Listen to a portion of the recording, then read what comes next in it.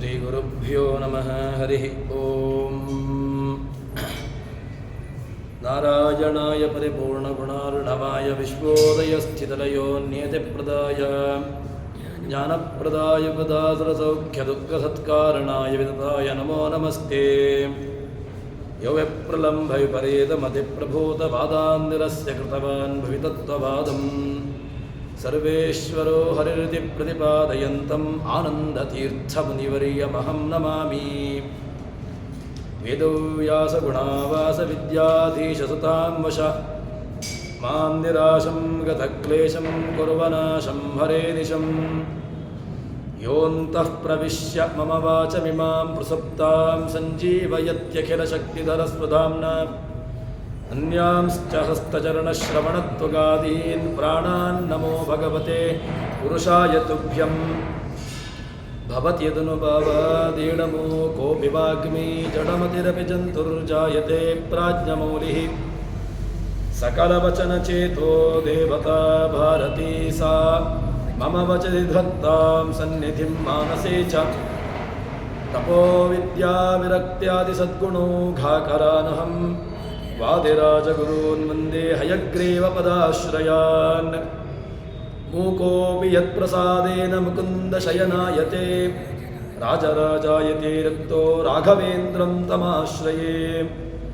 ಬ್ರಹ್ಮಚರ್ಯ ಹರಿಪ್ರೀತಿ ಸುವಿದ್ಯಾವಾದಶಾಲಿನಃ ಇಷ್ಟದಾನ್ ಕಷ್ಟಹರ್ತೃನ್ನಃ ವಿದ್ಯಾಮಾನ್ಯಾನ್ ಮುನೀನ್ ನುಮಃ. ಶ್ರೀಗುರುಭ್ಯೋ ನಮಃ. ಹರಿ ಓಂ.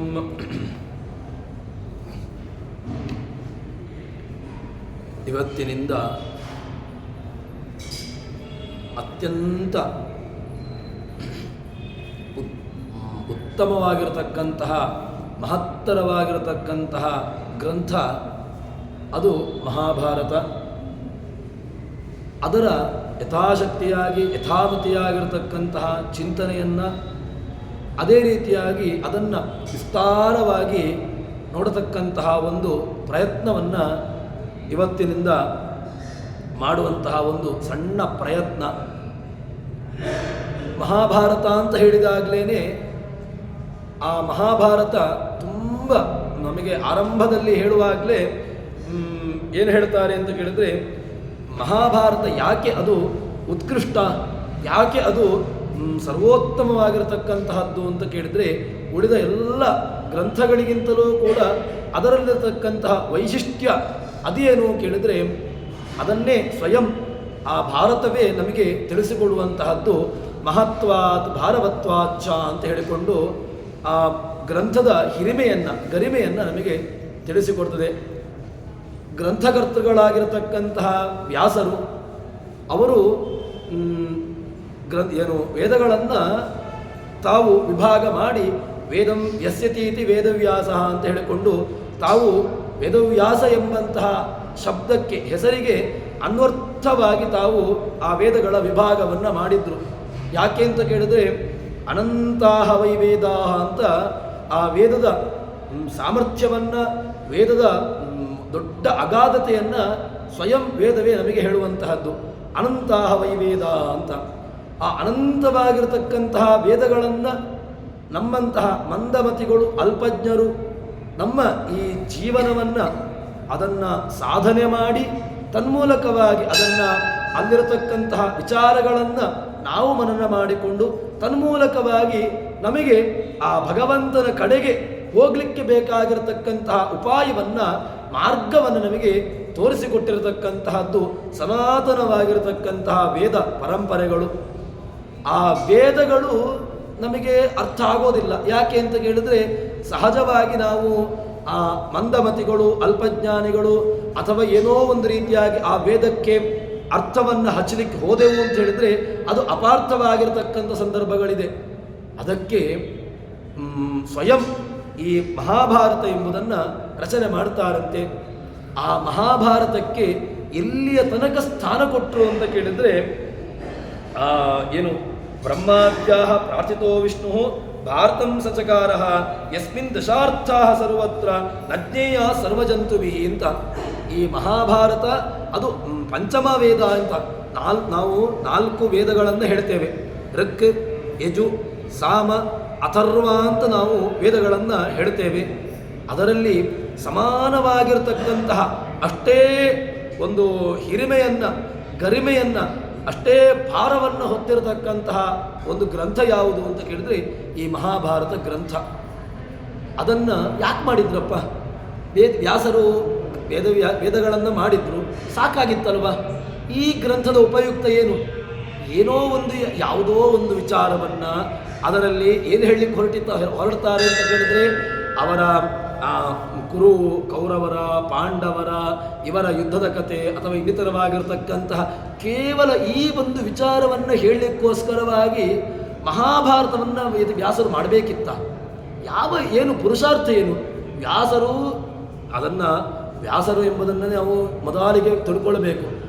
ವ್ಯಾಸರನ್ನೇ ನಾವು ಅರ್ಥ ಮಾಡಿಕೊಳ್ಳಬೇಕು. ಯಾಕೆ ಅಂತ ಕೇಳಿದ್ರೆ ವ್ಯಾಸರನ್ನು ಕಷ್ಟದ ಋಷಿ ಅಂತ ಹೇಳಿಕೊಂಡು ಅವರನ್ನು ಅಪಲಾಪ ಮಾಡತಕ್ಕಂತಹ ವರ್ಗ ಇದೆ. ವ್ಯಾಸರು ಒಬ್ಬ ಸಾಮಾನ್ಯವಾಗಿರ್ತಕ್ಕಂತಹ ಋಷಿ ವರ್ಗದಲ್ಲಿ ಅವರನ್ನು ಅವಗಣನೆ ಮಾಡತಕ್ಕಂತಹ ವರ್ಗ ಅಲ್ಲ. ವ್ಯಾಸರು ಅಂತ ಹೇಳಿದ್ರೇ ತುಂಬ ವೇದಗಳನ್ನು ವಿಭಾಗ ಮಾಡಿದ್ರಿಂದಾಗಿ ಅವರು ಸಾಕ್ಷಾತ್ ನಾರಾಯಣನ ಅವತಾರ, ಯಾವುದೇ ರೀತಿಯಾಗಿರ್ತಕ್ಕಂತಹ ಅಂಶಾವತಾರ ಅಲ್ಲ ಎಂಬುದನ್ನು ನಮಗೆ ಅರ್ಥ ಆಗ್ತದೆ. ಅದಾದ ಮೇಲೆ ಇಲ್ಲಿ ಯಾಕೆ ಮಾಡಿದ್ರು ಅಂತ ಪ್ರಶ್ನೆಗೆ ಉತ್ತರವನ್ನು ಸ್ವಯಂ ನಮಗೆ ಭಾರತವೇ ಕೊಡ್ತದೆ. ಏನು ಅಂತ ಕೇಳಿದರೆ ಬ್ರಹ್ಮಾತಿ ಪ್ರಾರ್ಥಿತ. ಯಾರಿಗೋಸ್ಕರ ಯಾರು ಪ್ರಾರ್ಥನೆ ಮಾಡಿದ್ದು ಅಂತ ಕೇಳಿದರೆ ಬ್ರಹ್ಮಾದಿ ಪ್ರಾರ್ಥಿತ. ದೇವತೆಗಳು ಭಗವಂತನ ಬಳಿಗೆ ಬಂದು ಪ್ರಾರ್ಥನೆಯನ್ನು ಮಾಡ್ತಾರೆ. ನಮಗೆ ಒಂದು ನಿನ್ನ ಅವನು ಸರ್ವೋತ್ತಮತ್ವವನ್ನು, ಅದೇ ರೀತಿಯಾಗಿ ನಿನ್ನ ಅಗಾಧತೆಯನ್ನು ತಿಳಿಸತಕ್ಕಂತಹ ಒಂದು ಗ್ರಂಥವನ್ನು ನೀನು ರಚನೆ ಮಾಡಬೇಕು ಅಂತ ಹೇಳಿಕೊಂಡು ಆ ದೇವತೆಗಳ ಪ್ರಾರ್ಥನೆಗೆ ವ್ಯಾಸರು ಅವರ ಪ್ರಾರ್ಥನೆಯನ್ನು ಮನ್ನಿಸಿ ವಿಷ್ಣು ಭಾರತಂ ಚಕಾರ, ಭಗವಂತ ವಿಷ್ಣು ಅಂತ ಹೇಳಿಕೊಂಡು ಹೇಳ್ತಾರೆ. ಸ್ವಯಂ ವ್ಯಾಸರೇ, ಅಂದರೆ ವ್ಯಾಸರು ಶಬ್ದಕ್ಕೆ ವ್ಯಾಸರು ಬೇರೆ ಅಲ್ಲ, ಇಲ್ಲಿ ವಿಷ್ಣು ಶಬ್ದವನ್ನು ಹಾಕಿದ್ರಿಂದಾಗಿ ವ್ಯಾಸರು ಬೇರೆ ಅಲ್ಲ, ಭಗವಂತ ಬೇರೆ ಅಲ್ಲ, ಎರಡೂ ಕೂಡ ಒಂದೇ ರೂಪ. ಅದರಲ್ಲಿ ಯಾವುದೇ ರೀತಿಯಾಗಿರ್ತಕ್ಕಂತಹ ಭೇದವನ್ನು ಕಲ್ಪನೆ ಮಾಡಬೇಡಿ ಎಂಬುದನ್ನು ನಮಗೆ ಅದನ್ನು ಸ್ಪಷ್ಟವಾಗಿ ನಮಗೆ ಕೆಲವು ಸಂದರ್ಭದಲ್ಲಿ ಅಸ್ಪಷ್ಟವಾಗಿ ಹೇಳಿಬಿಟ್ರೆ ನಾವು ನಮ್ಮ ತಲೆಯಲ್ಲಿರ್ತಕ್ಕಂತಹ ವಿಚಾರವನ್ನು ಅಲ್ಲಿ ತುಂಬಲಿಕ್ಕೆ ಹೋಗ್ತೇವೆ. ಅದಕ್ಕೋಸ್ಕರವಾಗಿ ಏನು ಮಾಡಿದ್ರು ಅಂತ ಕೇಳಿದ್ರೆ ವಿಷ್ಣು ಭಾರತಂ ಸಚಕಾರ. ವಿಷ್ಣು ಸಾಕ್ಷಾತ್ ವ್ಯಾಸರು, ಸಾಕ್ಷಾತ್ ಭಗವಂತ ಭಾರತವನ್ನು ರಚನೆ ಮಾಡಿದ್ರು ಅಂತ ಹೇಳ್ತಾರೆ. ಯಾಕೆ? ಅದರಲ್ಲಿ ಏನುಂಟಪ್ಪ? ಉಂಟು. ಸುಮ್ಮನೆ ಭಾರತವನ್ನು ರಚನೆ ಮಾಡಿ ಏನೋ ಒಂದು ಕಾಟಾಚಾರಕ್ಕೋಸ್ಕರವಾಗಿ ಮಾಡಿದ್ರು ವ್ಯಾಸರು. ಯಾವುದೋ ಒಂದು ಎರಡು ವರ್ಗದ ಕೌರವರ, ಪಾಂಡವರ ಗಲಾಟೆಯನ್ನು, ಅಥವಾ ಅಲ್ಲಿರತಕ್ಕಂತಹ ಏನೋ ಒಂದು ದಾಯಾದಿಗಳ ಗಲಾಟೆಯನ್ನು, ಅಥವಾ ರಾಜ್ಯಕ್ಕಾಗಿ ಯಾವುದೋ ಒಂದು ಗಲಾಟೆಯನ್ನು ಹೇಳಲಿಕ್ಕೋಸ್ಕರವಾಗಿ ಅವರು ಈ ಒಂದು ಗ್ರಂಥವನ್ನು ಮಾಡಬೇಕಿತ್ತ? ಇಲ್ಲಪ್ಪ, ಇದು ಅದನ್ನು ಹೇಳಲಿಕ್ಕೆ ಹೊರಟಿರತಕ್ಕಂತಹ ಗ್ರಂಥ ಅಲ್ಲ. ಮತ್ತೇನು ಕೇಳಿದ್ರೆ ಯಸ್ಮಿನ್ ದಶಾರ್ಥ ಸರ್ವತ್ರ. ಇದಕ್ಕೆ ಎಷ್ಟು ಅರ್ಥಗಳಿದೆ ಅಂತ ಕೇಳಿದರೆ ನಮ್ಮಂತಹ ಮಂದಮತಿಗಳೇ ಒಂದು ಅರ್ಥವೂ ಕೂಡ ಬಹಳ ಕ್ಲಿಷ್ಟವಾಗಿ ಅರ್ಥ ಆಗುವಂತಹದ್ದು. ಇದಕ್ಕೆ ಹೇಳ್ತಾರೆ, ಸ್ವಯಂ ಭಾರತವೇ ಹೇಳ್ತದೆ, ಯಸ್ಮಿನ್ ದಶಾರ್ಥ 10 ಒಂದೊಂದು ಶ್ಲೋಕಗಳನ್ನು, ಒಂದೊಂದು ಪದಗಳನ್ನು ನಾವು ಅರ್ಥೈಸಿಕೊಳ್ಳಬೇಕು ಅಂತಾದರೆ 10 ಇದಕ್ಕೆ ಅರ್ಥವನ್ನು ಹೇಳಬಹುದು ಅಂತ ಹೇಳ್ತಾರೆ. ಇದೇ ವಿಚಾರವನ್ನು ಪಂಡಿತಾಚಾರ್ಯರು ಕೂಡ ನಮಗೆ ಮಧ್ವವಿಜಯದಲ್ಲಿ ತಾವು ಉಲ್ಲೇಖವನ್ನು ಮಾಡ್ತಾರೆ. ಸ್ತ್ರರ್ಥತಾಂ ಶುತಶೋವಿತ್ತದಶಾರ್ಥಂ ಭಾರತಂ ನನು ಶತಾರ್ಥಮಪಿ ಸ್ಯಾತ್ ವೈಷ್ಣವಂ ಪದ ಸಹಸ್ರತಯಂ ಹಿ. ಇದು ಮಧ್ವವಿಜಯದಲ್ಲಿ ಭಾರತದ ಒಂದು ಉತ್ತಮತ್ವವನ್ನು ಹೇಳುವಾಗ ಹೇಳ್ತಾರೆ. ಭಾರತವನ್ನು ಶತಾರ್ಥಮಪಿ ಸ್ಯಾತ್. ಭಾರತದ ಒಂದೊಂದು ಶಬ್ದಗಳಿಗೆ ಎಷ್ಟು ಅರ್ಥ ಇದೆ ಕೇಳಿದರೆ ಶತಾರ್ಥಮಪಿ ಸ್ಯಾತ್, 100 ಅರ್ಥವನ್ನು ಹೇಳಬಹುದು. ಮತ್ತು ಸ್ತ್ರರ್ಥತಾ, ವೇದಗಳಿಗೆ 3 ಅರ್ಥವನ್ನು ಹೇಳಬಹುದು. 3 ರೀತಿಯಾಗಿರ್ತಕ್ಕಂತಹ ಅರ್ಥವನ್ನು ವೇದಗಳಿಗೆ ನಾವು ಅರ್ಥೈಸಿಕೊಳ್ಳಬಹುದು. ಮತ್ತು ಭಾರತವನ್ನು ಶತಾರ್ಥ ವೈಷ್ಣವಂ ಪದ ಸಹಸ್ರತಯಂ ಹಿ. ಇದೇ ಮಹಾಭಾರತದಲ್ಲಿ ಭೀಷ್ಮಾಚಾರ್ಯರ ಮುಖದಿಂದಾಗಿ ಬಂದಿರತಕ್ಕಂತಹ ವಿಷ್ಣು ಸಹಸ್ರನಾಮಕ್ಕೆ ಎಷ್ಟಿದೆ ಅರ್ಥ ಅಂತ ಕೇಳಿದ್ರೆ ಭಾರತದ ವೈಷ್ಣವಂ ಪದ ಸಹಸ್ರತಯಂ ಹಿ, ಒಂದು ಶಬ್ದಗಳಿಗೆ ವಿಶ್ವ, ವಿಷ್ಣು, ವಷಟ್ಕಾರ, ಭೂತ, ಭವ್ಯ, ಭವತೃಭು ಇತ್ಯಾದಿ ಶಬ್ದಗಳಿಗೆ, ಭಗವಂತನ ನಾಮಗಳಿಗೆ ಸಾವಿರ ರೀತಿಯಾಗಿರ್ತಕ್ಕಂತಹ ಅರ್ಥವನ್ನು ಹೇಳಬಹುದು ಅಂತ ಹೇಳಿಕೊಂಡು ಅಷ್ಟು ಮಹತ್ವವನ್ನು ನಮಗೆ ಹೇಳ್ತಾರೆ. ಆದ್ದರಿಂದ ಈ ಮಹಾಭಾರತ ಗ್ರಂಥ ಯಾವುದೋ ಒಂದು ದಾಯಾದಿಗಳೋ ಅಥವಾ ಯಾವುದೋ ಒಂದು ಎರಡು ವಿಭಾಗದಲ್ಲಿರ್ತಕ್ಕಂತಹ ಗಲಾಟೆಯನ್ನು ಅಥವಾ ಅದರತಕ್ಕಂತಹ ದ್ವೇಷವನ್ನು ಹೇಳಲಿಕ್ಕೆ ಹೊರಟಿರತಕ್ಕಂತಹ ಗ್ರಂಥ ಅಲ್ಲ. ನಾವು ಮಹಾಭಾರತವನ್ನಾಗಲಿ ರಾಮಾಯಣವನ್ನಾಗಲಿ ಇದೇ ಮಹಾಭಾರತದ ಭಾಗವಾಗಿರ್ತಕ್ಕಂತಹ ಭಗವದ್ಗೀತೆಯನ್ನು ನಾವು ಅಧ್ಯಯನವೇ ಮಾಡಲಿಕ್ಕೆ ಹೋಗೋದಿಲ್ಲ. ಯಾಕೆ ಅಂತ ಕೇಳಿದರೆ ನಮಗೆ ಏನಾಗಿದೆ ಅಂತ ಕೇಳಿದರೆ ಇದು ಸಾಮಾನ್ಯವಾಗಿರತಕ್ಕಂತಹ ಜನರಿಗೆ ಅರ್ಥ ಆಗೋದಿಲ್ಲ. ಅದರಿಂದಾಗಿ ಇದು ಬೇಡ. ಇದರಲ್ಲಿ ಏನಿದೆ ಅಂತ ಹೇಳೋದನ್ನು ನಾವು ಒಂದು ಕ್ಷಣ ಒಮ್ಮೆ ನಾವು ಅದನ್ನು ಅವಲೋಕನ ಮಾಡಿದರೆ ಅದರಲ್ಲಿರ್ತಕ್ಕಂತಹ ಒಂದು ಸಾಮಾನ್ಯವಾಗಿರ್ತಕ್ಕಂತಹ ಅರ್ಥ ನಮ್ಮಂತಹ ಮಂದಮತಿಗಳಿಗೆ ಯಾವ ರೀತಿಯಾಗಿ ಅರ್ಥ ಆಗಬೇಕು ಅಂದರೆ ಅದರಲ್ಲಿರ್ತಕ್ಕಂತಹ ಯಥಾರ್ಥವಾಗಿರ್ತಕ್ಕಂತಹ ಅರ್ಥ ನಿಶ್ಚಿತವಾಗಿಯೂ ಕೂಡ ಅರ್ಥವಾಗ್ತದೆ. ಆದರೆ ಏನು ಮಾಡಬೇಕು ಕೇಳಿದರೆ ಅದನ್ನು ಒಂದು ಸಲ ಅವಲೋಕನ ಮಾಡತಕ್ಕಂಥ ಒಂದು ಹಿನ್ನೆಲೆಯನ್ನಿಟ್ಟುಕೊಂಡೆವು ಅಂತ ಹೇಳಿದರೆ ಆವಾಗ ಭಾರತ ನಮಗೆ ಅರ್ಥ ಆಗ್ತದೆ. ಹೀಗೆ ಮಹಾಭಾರತವನ್ನು ಹೇಳಿದ ಮೇಲೆ ಇನ್ನು ಹೇಳ್ತಾರೆ ಯಾಕೆ ಅಂತ ಹಿಂದಿನ ಮಾತನ್ನು ಮತ್ತಷ್ಟು ಹೇಳ್ತಾರೆ. ಭಾರತಂಚಾಪಿ ಕೃತವಾನ್ ಪಂಚಮಂ ವೇದಮುತ್ತಮಂ. ಇಷ್ಟು ಇನ್ನೂ ಅದರ ಆ ಕೇವಲ ಒಂದು ಮಾತನ್ನು ವಿಷಯವನ್ನು ಹೇಳಿದ್ರಿಂದಾಗಿ ಈಗ ಇಲ್ಲಿ ಒಂದು ವಸ್ತು ಉಂಟು ಅಂತ ಹೇಳಬೇಕು ಅಂತಾದರೆ ನಾನು ಕೇವಲ ನನ್ನ ಮಾತಿನಿಂದಾಗಿ ವಸ್ತು ಇದೆ ಅಂತ ಹೇಳಿದ ತಕ್ಷಣ ಆ ವಸ್ತು ಇರಬೇಕು ಅಂತಿಲ್ಲ. ಇಲ್ಲಿ ಒಂದು ದೊಡ್ಡ ಕಲ್ಲಿದೆ ಅಂತ ಹೇಳಿದರೆ ಇಲ್ಲ, ಯಾಕೆ ನನ್ನ ಮಾತಿನಿಂದಾಗಿ ಅದು ವಸ್ತು ಪ್ರೂವ್ ಆಗಬೇಕು ಅಂತಿಲ್ಲ. ಮತ್ತು ಪ್ರತ್ಯಕ್ಷಾದಿಗಳಿಂದ ನಾವು ಅದಕ್ಕೆ ಏನು ಅದನ್ನು ಹೇಳಬೇಕು. ಇದಕ್ಕೀಗ ನಾವು ಏನು ಹೇಳಿದ್ರಿ, ಇದು ವೇದಕ್ಕೆ ಸರಿಸಮಾನವಾಗಿರತಕ್ಕಂತಹದ್ದು ಅಂತ ಹೇಳಿದ್ರಲ್ವ. ಪ್ರಮಾಣ ಉಂಟ ನಮಗೆ, ನಾವು ಏನಿದ್ರೂ ಕೂಡ ನಾವು ಪ್ರಾಮಾಣಿಕವಾಗಿ ಅಂದರೆ ಪ್ರಾಮಾಣಿಕವಾಗಿ ಅಂತ ಕೇಳಿದ್ರೆ ಪ್ರಮಾಣದಿಂದ ಇದ್ದರೆ ಅದನ್ನು ಒಪ್ಪಿಕೊಳ್ಬೋದು. ಯಾವುದಕ್ಕೆ ಮೊಲಕ್ಕೆ ಕೋಡುಂಟು ಅಂತ ಹೇಳಿದರೆ ಯಾರೂ ಕೂಡ ಒಪ್ಪಿಕೊಳ್ಳಲಿಕ್ಕಿಲ್ಲ. ಯಾಕೆ? ಪ್ರಮಾಣವೇ ಇಲ್ಲ. ಹೀಗೆ ಪ್ರಮಾಣ ಬೇಕಲ್ವ. 5ನೇ ವೇದ ಅಂತ ಹೇಳಿದ್ದಕ್ಕೆ ಏನಾದರೂ ಪ್ರಮಾಣ ಉಂಟಾ ಅಂತ ಕೇಳಿದರೆ ಉಂಟು. ವ್ಯಾಸರೇ ತಮ್ಮ ಮಾತಿನ ಮೂಲಕವಾಗಿ ಹೇಳಿದ್ದಾರಪ್ಪ. ಏನು ಹೇಳ್ತಾರೆ ಅಂತ ಕೇಳಿದರೆ ಭಾರತಂಚಾಪಿ ಕೃತವಾನ್ ಪಂಚಮಂ ವೇದ ಉತ್ತಮಂ. ಪಂಚಮಂ ವೇದ ಅಂತ ಹೇಳಿದರೆ ಯಾವುದಕ್ಕೆ ಹೇಳಬೇಕು? ಇದನ್ನೇ ಹೇಳಬೇಕು. ಪಂಚಮ ವೇದ 4 ವೇದಗಳು ಗೊತ್ತಿದೆ. ಪಂಚಮ ವೇದ ಯಾವುದು? ಭಾರತಗಳೇ. ಇತಿಹಾಸ, ಪುರಾಣ ಇದನ್ನೇ ನಾವು ಮಹಾಭಾರತಾದಿಗಳನ್ನೇ ಪಂಚಮ ವೇದ ಅಂತ ಕರೆಯುವಂತಹದ್ದು. ಯಾಕೆ? ಇನ್ನು ಮುಂದೆ ಅದರ ವಿಚಾರವನ್ನು ಹೇಳ್ತಾರೆ. ದಶಾವರಾರ್ಥಂ ಸರ್ವತ್ರ, 10ಕ್ಕೆ ಕಮ್ಮಿ ಆಗದಂತೆ ಅರ್ಥ ಉಂಟಪ್ಪ ಇದಕ್ಕೆ. ನೀವು ಒಂದೊಂದು ಶ್ಲೋಕಗಳನ್ನು ಒಂದೊಂದು ಪದಗಳನ್ನು ನೀವು ಹಿಡ್ಕೊಂಡು ಅದರಲ್ಲಿರ್ತಕ್ಕಂತಹ ಪೂರ್ವಾಪರಗಳನ್ನು ವಿಚಾರ ಮಾಡಿದ್ರಿ ಅಂತ ಹೇಳಿದರೆ 10ಕ್ಕಿಂತ ಕಮ್ಮಿ ಅರ್ಥವನ್ನು ಹೇಳಲಿಕ್ಕಿಲ್ಲ. 10ಕ್ಕೆ ನಿಶ್ಚಿತವಾಗಿಯೂ ಕೂಡ ಅರ್ಥಗಳನ್ನು ಹೇಳ್ಬೋದು. ಕೇವಲ ವಿಷ್ಣುಬೋಧಕಂ. ಯಾರ್ಯಾರನ್ನೋ ಹೇಳ್ತಾ ಉಂಟು, ಯಾರನ್ನೋ ಹೇಳ್ಬೋದಲ್ವಾ? ಇಲ್ಲ. ಹೇಳುವಂತಹ ಪ್ರತಿಪಾದ್ಯ ಗ್ರಂಥಕರ್ತೃಗಳು ಹೇಳುವಂತಹದ್ದು ಇದರಲ್ಲಿರ್ತಕ್ಕಂತಹ ಸತ್ಯತ್ವ, ಅದೇ ರೀತಿಯಾಗಿ ಅದರಲ್ಲಿರ್ತಕ್ಕಂತಹ ಏನು ಯಾರನ್ನ ಪ್ರತಿಪಾದನೆ ಮಾಡ್ತದೆ ಅಂತ ಪ್ರತಿಪಾದ್ಯ ಪ್ರತಿಪಾದಕ ಎರಡೂ ಕೂಡ ಅತೀ ಅವಶ್ಯಕ. ಯಾರನ್ನೋ ಹೇಳ್ತದೆ ಅಂತ ಹೇಳಿದರೆ ನಮಗೆ ಅಷ್ಟು ಅದರಲ್ಲಿ ಬರೋದಿಲ್ಲ. ಯಾವುದೋ ಒಂದು ವಿಚಾರವನ್ನು ಹೇಳಿ ಹೊರಟಿದೆ, ಹೇಳಿ ನಮಗೇನು ಇಲ್ಲ. ಇದರಲ್ಲಿ ಹೇಳ್ತಕ್ಕಂತಹ ವಿಚಾರಗಳು ಕೇವಲ ವಿಷ್ಣುಬೋಧಕಂ, ಭಗವಂತನ ವಿಚಾರಗಳನ್ನು ಹೇಳ್ತದಪ್ಪ. ಕೇವಲ ಯಾವುದೋ ಒಂದು ಅಡುಗೋಲಜ್ಜಿಕತೆ ಅಂತ ಹೇಳ್ತೇವಲ್ವ, ಆ ರೀತಿಯಾಗಿರ್ತಕ್ಕಂಥ ವಿಚಾರಗಳನ್ನು ಹೇಳಲಿಕ್ಕೋಸ್ಕರವಾಗಿ ಹೊರಟಿರ್ತಕ್ಕಂತಹದ್ದು ಭಾರತ ಅಲ್ಲ. ಇದು ಕೇವಲ ವಿಷ್ಣುಬೋಧಕಂ. ಆ ಎಲ್ಲ ವಿಚಾರಗಳನ್ನು, ಭಗವಂತನ ಪರವಾಗಿರ್ತಕ್ಕಂತಹ ವಿಚಾರಗಳನ್ನು, ಅವನ ಹಿರಿಮೆಯನ್ನು, ಗರಿಮೆಯನ್ನು, ಅವನ ಸರ್ವೋತ್ತಮತ್ವವನ್ನು ಇದನ್ನು ಹೇಳಲಿಕ್ಕೆ ಹೊರಟಿರತಕ್ಕಂತಹ ಗ್ರಂಥ. ಮತ್ತು ವೇದಾದಪ್ಯುತ್ತಮಮ್ಯತ್, ಇದು ಸ್ಕಾಂದ ಪುರಾಣದ ಮಾತನ್ನು ಹೇಳ್ತಾರೆ. ವೇದಾದಪಿ ಉತ್ತಮಂ. ಇದನ್ನು ನಾವು ಹೇಗೆ ಅರ್ಥ ಮಾಡಿಕೊಳ್ಳಬೇಕು ಅಂತ ಹೇಳಿದ್ರೆ, ವೇದವೇ ಅತ್ಯಂತ ಉತ್ಕೃಷ್ಟವಾಗಿರ್ತಕ್ಕಂತಹ ಗ್ರಂಥ. ನಾವು ಕೆಲವು ಕಡೆಗಳಲ್ಲಿ ನಾವು ಹೇಳ್ತೇವಲ್ವ, ಏನು ಅಂತ ಕೇಳಿದ್ರೆ ಒಬ್ಬ ಸಣ್ಣ ಮಗುವಿಗೆ ಯಾವುದೋ ಒಂದು ವಿಚಾರವನ್ನು ಅವನಿಗೆ ಹಿಡಿಸಬೇಕು ಅಂತಾದರೆ ಅಂದರೆ ಯಾವುದೋ ಒಂದು ಕಹಿಯಾಗಿರತಕ್ಕಂತಹ ಮದ್ದನ್ನು ಕೊಡಬೇಕು. ಕಹಿಯಾಗಿರತಕ್ಕಂತಹ ಮದ್ದನ್ನು ಕೊಡಬೇಕು ಅಂತಾದರೆ ಇದ್ದಕ್ಕಿದ್ದಾಗೆ ಮದ್ದನ್ನು ಬಾಯಿಗೆ ಹಾಕಿಬಿಟ್ರೆ ಅವನು ತಿನ್ನೋದಿಲ್ಲ. ಅದಕ್ಕೆ ಇದರ ಮಹತ್ವವನ್ನು ಹೇಳ್ತಾರೆ. ವೇದಾದಪ್ಯುತ್ತಮಂ ಯತ್, ವೇದಕ್ಕಿಂತಲೂ ಒಂದು ಮಟ್ಟ ಇದರ ಮೇಲ್ಗಡೆ ಇಟ್ಟುಕೊಳ್ಳಿ ಅಪ್ಪ, ಪರವಾಗಿಲ್ಲ. ಸ್ಕಾಂದ ಪುರಾಣದ ಮಾತು ಅಂದರೆ ವೇದಕ್ಕೆ ಸಮಾನವಾಗಿ ವೇದದಲ್ಲಿ ಏನು ಹೇಳಿದೆಯೋ ಅದೇ ವಿಚಾರವನ್ನು ಇಲ್ಲಿ ಹೇಳ್ತಾ ಇದ್ದಾರೆ.